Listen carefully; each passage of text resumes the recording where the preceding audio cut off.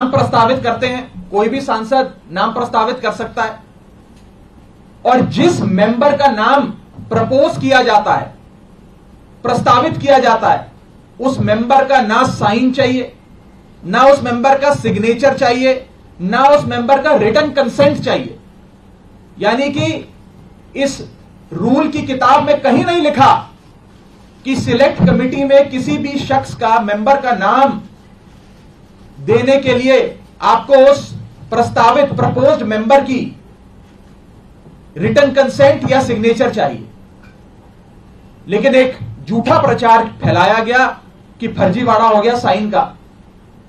मैं आपको आगे बताना चाहता हूं कि जब भी सिलेक्ट कमेटी के गठन के लिए नाम प्रस्तावित किए जाते हैं तो ना सिग्नेचर लिए जाते हैं, ना सिग्नेचर जमा किए जाते हैं, ना सिग्नेचर की जरूरत होती है। No signatures are required, no signatures are taken and no signatures are submitted. तो जब किसी का हस्ताक्षर लिया ही नहीं, जब कोई हस्ताक्षर जमा किया ही नहीं, तो ये फर्जी साइन का जो एक अफवाह फैलाई जा रही है, ये सरासर गलत, झूठ और बेबुनियाद है। और ये मैं कानून की पोजीशन के हिसाब से बता रहा हूं। और मैं आज इस मंच से बीजेपी के नेताओं को चुनौती देता हूं कि वो कागज लेकर आए मेरे सामने, show me that piece of paper जिसपे ये दस्तखत है। जब कोई दस्तखत है ही नहीं, जब सिग्नेचर होता ही नहीं, तो फर्जी सिग्नेचर की बात कहां से आ गई? मैं चुनौती देता हूं आज बीजेपी को।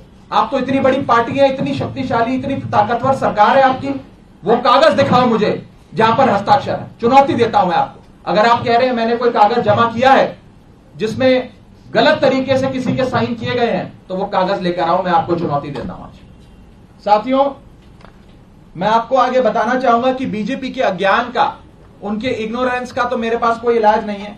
लेकिन प्रोसेस ये होता है कि जब भी कोई विवादित, कंट्रोवर्शियल बिल सदन के भीतर आता है तो एक समिति गठन की एक प्रक्रिया बताई गई है कि अगर कोई मेंबर चाहे कि इस बिल पर मतदान ना हो, इस बिल पर और चर्चा हो और इस बिल में क्या चेंजेस किए जाएं वो बताए जाएं, उसके लिए एक समिति का गठन किया जाता है। उस समिति में कुछ नाम प्रस्तावित किए जाते हैं और जिस शख्स को उस समिति में नहीं रहना, वो अपना नाम विड्रॉ कर लेता है। ये प्रपोजल है, ये प्रस्ताव है, किसी को जर जबरदस्ती नहीं बिठा दिया। मैं आपको एक बहुत सरल एग्जाम्पल के माध्यम से ये समझाना चाहूंगा और आप सब वो मेरी बात समझ जाए। मान लीजिए कि मेरा जन्मदिन है, मैं अपनी जन्मदिन की दावत देता हूं, एक बर्थडे पार्टी आयोजित करता हूं। अपनी बर्थडे पार्टी में मैं 10 लोगों को न्योता देता हूं आने के लिए। 10 में से 8 लोग मेरा न्योता स्वीकार लेते हैं, आ जाते हैं। 2 लोग मेरा न्योता नहीं स्वीकारते, उल्टा मुझे कहते हैं तुम्हारी हिम्मत कैसे हुई हमें न्योता देने की, तुम कैसे, तुम्हारी हिम्मत कैसे हो गई, मजाल कैसे होगी कि तुमने हमें अपने जन्मदिन का न्योता दे दिया। ये वही बात है, मैंने तो समिति में शामिल करने के लिए न्योता दिया, कोई हस्ताक्षर थोड़ी दिया। लेकिन वो 2 लोग मुझसे खफा हो गए। मैं आपको दूसरे तरीके से समझाने का प्रयास करता हूं। आज इस प्रेस कॉन्फ्रेंस में इतने सारे पत्रकार आए हैं, मैंने अपनी पार्टी को 10 पत्रकारों का नाम प्रस्तावित किया कि इन 10 पत्रकारों को आप आज की प्रेस कॉन्फ्रेंस में बुला लीजिएगा, मैं मीडिया से संवाद करना चाहता हूं। 10 में से 8 पत्रकार आ गए, 2 पत्रकार नहीं आए, और जो 2 पत्रकार नहीं आए वो कहते हैं इनकी हिम्मत कैसे हुई हमें न्योता देने का प्रेस कॉन्फ्रेंस का। 2 पत्रकार नाराज हो गए। ये साफ तौर पे इस समस्या का एक सरल सा एग्जाम्पल है। मैं ये बात रखना चाहता हूं कि जो मेरे खिलाफ कंप्लेंट्स दर्ज हुई, जिस मामले को कमिटी ऑफ प्रिविलेजेस को रेफर करा गया, उसका ये पार्लियामेंट्री बुलेटिन है, सरकारी डॉक्यूमेंट है। मैं आज बहुत सबूत लाया हूं दिखाने के लिए आप सबको, ताकि दूध का दूध और पानी का पानी हो जाए। ये पार्लियामेंट्री बुलेटिन है जिसके तहत मेरे खिलाफ जो कंप्लेंट्स आई उसे विशेषाधिकार समिति को विचार के लिए भेजा गया।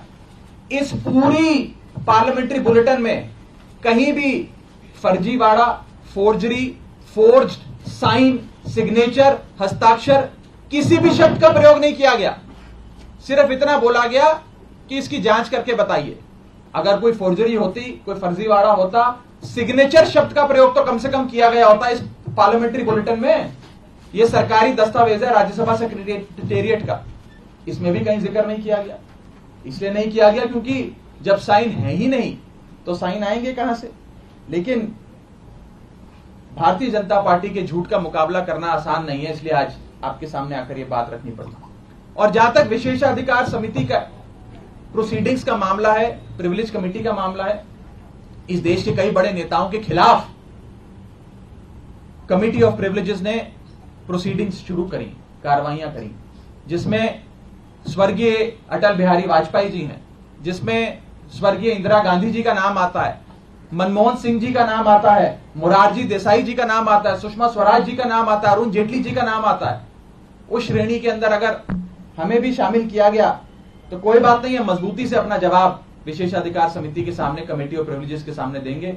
मैं शहीद आजम भगत सिंह की धरती से आता हूं और पूरी न्याय की लड़ाई लड़ूंगा और मेरा विश्वास है कि कमेटी ऑफ प्रिविलेजेस अंत में दूध का दूध और पानी का पानी कर न्याय अवश्य करेगी। यह बात थी कि क्या हुआ। अब मैं आपको संक्षेप में यह बताना चाहता हूं, यह हुआ क्यों, यह विवाद कहां से खड़ा हुआ, यह क्यों इतनी अफवाह फैली। यह इसलिए फैली क्योंकि सोमवार दोपहर को सदन के अंदर आम आदमी पार्टी की ओर से मैंने पूरी मजबूती से दिल्ली के अध्यादेश पर अपना वक्तव्य दिया और उसके ठीक 6 घंटे बाद मेरे खिलाफ बीजेपी ने यह आरोप लगाने शुरू कर दिए। इनको दिक्कत यह नहीं है कि मैंने नाम प्रस्तावित करे, इनको प्रॉब्लम यह नहीं है कि मैंने किसी कमेटी के गठन के लिए कुछ एमपीज के नाम दे दिए। इन्हें दिक्कत यह है कि एक 34 साल के युवा ने हमें खड़े होकर ललकारा कैसे, एक युवा ने हमसे मजबूती से सवाल कैसे पूछे और कैसे इस सुपारी जितनी पार्टी, जैसा कि गृह मंत्री जी कहते हैं, इस सुपारी जितनी पार्टी के एक युवा सांसद ने दुनिया की सबसे बड़ी पार्टी के सबसे बड़े नेताओं से देश के सबसे बड़े सदन में खड़े होकर सवाल कैसे पूछे। इन्हें दर्द इस बात का है। हमने अपने वक्तव्य में बीजेपी के पुराने मैनिफेस्टो दिखाकर उनके डबल स्टैंडर्ड्स को एक्सपोज किया, दिल्ली वालों के लिए न्याय मांगा, यहां तक कि लाल कृष्ण आडवाणी जी और स्वर्गीय वाजपेयी जी के लिए न्याय मांगा। यह दर्द शायद बीजेपी को सता रहा है, जिसके चलते आज वो मेरे खिलाफ कंप्लेंट्स कर रहे हैं। ये लोग मेरे पीछे पड़ गए, बीजेपी पूरी तरीके से मेरे पीछे है। मैं आपको बताना चाहूंगा कि इस हफ्ते के ये दूसरा नोटिस कमिटी ऑफ प्रिविलेजेस का मुझे आया। It is the second time कि मुझे किसी विषय में कमिटी ऑफ प्रिविलेजेस ने नोटिस दिया हो एक ही हफ्ते में। शायद ही इतिहास में कभी आज से पहले ऐसा हुआ। और मैं ये बताना चाहता हूं कि आज के समय हर संभव प्रयास किया जा रहा है कि विपक्ष की आवाज को दबाया जाए। जैसे राहुल गांधी जी की मेंबरशिप छीन ली, हमारे 2 सांसद संजय सिंह जी, सुशील कुमार रिंकू जी, दोनों को सस्पेंड कर दिया, लीडर ऑफ ऑपोजिशन का माइक ऑफ किया जाता है। अगर कोई विपक्ष का साथी खड़े होकर अपनी बात रखता है तो सदन के अंदर खड़े मंत्री उन्हें धमकी देते हैं कि तुम्हारे घर इन्फोर्समेंट डायरेक्टरेट आ जाएगी, सीबीआई आ जाएगी, बैठ जाओ चुप करके। इस प्रकार से एक अघोषित आपातकाल लगाने का प्रयास बीजेपी इस देश में कर रही है और उनका यही मकसद होगा शायद कि मेरी आवाज को भी दबाया जाए। लेकिन मैं कहना चाहता हूं कि यह युवा आवाज है, अरविंद केजरीवाल की एक सिपाही की आवाज है, यह आवाज दबने वाली नहीं है। आप कार्रवाइयां मेरे खिलाफ जितनी मर्जी करिए, आरोप जितने मर्जी लगाइए, लेकिन यह आवाज ना दबेगी ना बंद होगी। और अंत में मैं हाथ जोड़कर बस इतनी विनती करना चाहूंगा आप सब मीडिया के साथियों से कि ये जो आप लगातार पिछले 3 दिन से बीजेपी के झांसे में आकर ये चला रहे हैं कि कोई फर्जीवाड़ा हो गया, फोर्ज सिग्नेचर हैं, मेरा आपसे हाथ जोड़कर निवेदन है कि इस प्रकार की झूठी खबरें ना चलाएं। मैं आपसे कहना चाहूंगा कि आप सच दिखाएं। आप लोग इस लोकतंत्र के चौथे स्तंभ हैं, कृपया कर बीजेपी के प्रोपेगेंडा में ना फंसें।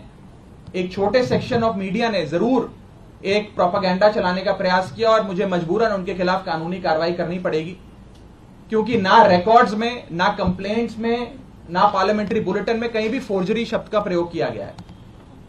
और अंत में मैं इतना ही कहूंगा कि जिन जिन सांसदों ने मेरे खिलाफ फोर्जरी के आरोप लगाए, सदन के बाहर मैंने देखा कई सारे बीजेपी के लोकसभा के सांसदों ने बयान दिए हैं।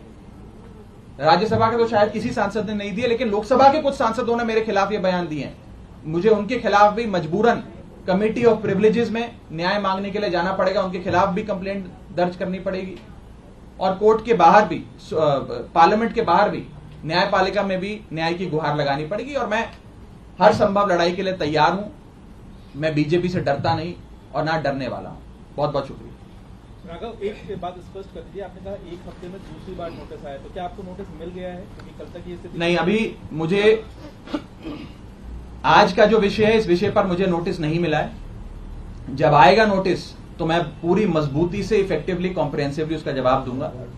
लेकिन पुराने वाले एक मसले पे मुझे एक नोटिस प्राप्त हुआ है, सोमवार को प्राप्त हुआ है, और मैं उसका जवाब जरूर दूंगा। राघव, क्या रूल बुक ये कहती है कि बातचीत करके भी कंसेंट लेना होता है कि आप देखिए, मैं का नाम लिख रहे हैं, क्या रूल बुक ऐसा कहती है?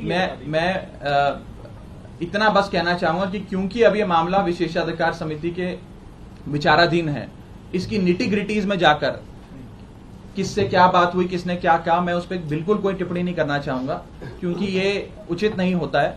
मैंने अपनी बात रखनी थी, आज मुझे मजबूरन, क्योंकि मेरी छवि खराब करने के लिए, एज अ पार्लियामेंटेरियन, मेरी गुडविल, मेरी क्रेडिबिलिटी खराब करने के लिए एक प्रोपेगेंडा जो बीजेपी ने चलाया है, उसका जवाब देने के लिए आज मुझे सामने आना पड़ा, ताकि दूध का दूध और पानी का पानी हो जाए। और मैं खुली चुनौती देता हूं।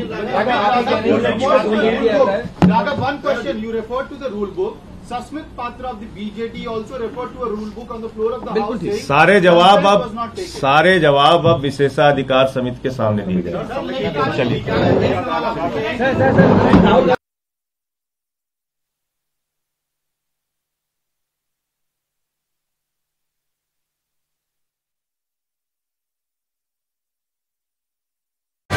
किसान की हत्या की है।